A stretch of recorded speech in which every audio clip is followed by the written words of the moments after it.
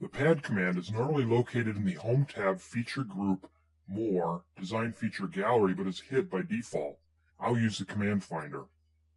This command uses a legacy method, and the first dialog that displays is the type.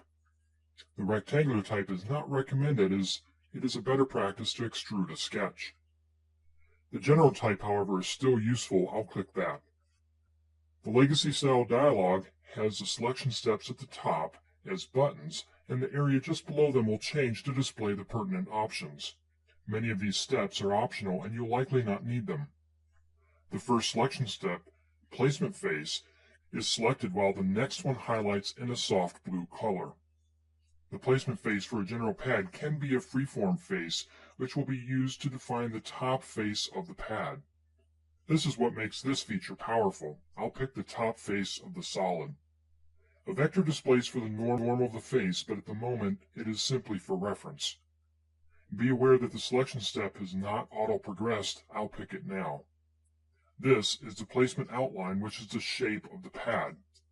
Before making a selection, it is best to set the options for this step. That is this area of the dialog. A taper angle can be defined from the top outline. I'll enter 30. And this is relative to the face normals by default. You can also define a direction vector the taper is measured from. I'll leave it set to face normals. I'm going to use this sketch here, but notice the curve rule drop-down defaulted to single curve. I'll set it to connected curves and pick the curves of the sketch. The next selection step is the top face. This is the top face of the pad. This defines how to form the top face. Offset is offset from the placement face, and translation makes another selection step available to define a translation vector.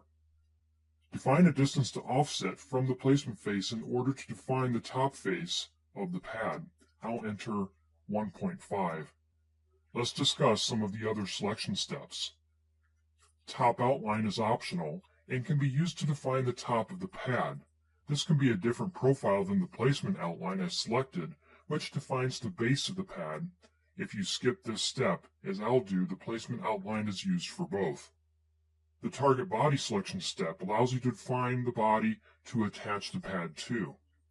Since there is only one solid body in this model, this step is not necessary. The placement outline projection vector defines how the placement outline curves are projected onto the placement face.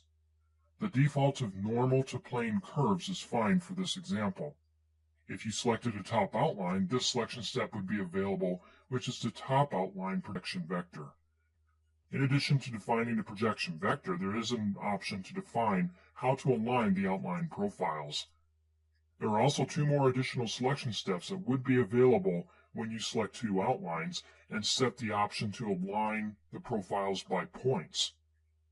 These steps would then be used to define the alignment points, which is really only necessary if the profiles differed in shape and number of curves. I'm ready to complete this example. There are 3 more parameters to define. The placement radius creates a blend at the base of the pad and the top radius at the top of the pad. I'll enter 0.5 for both. Corner radius is not necessary as it is already designed in the sketch profile. Make sure Attach Pad is active to attach it to the solid and click OK to create the feature. The pad dialog remains displayed. Simply click Cancel to close it.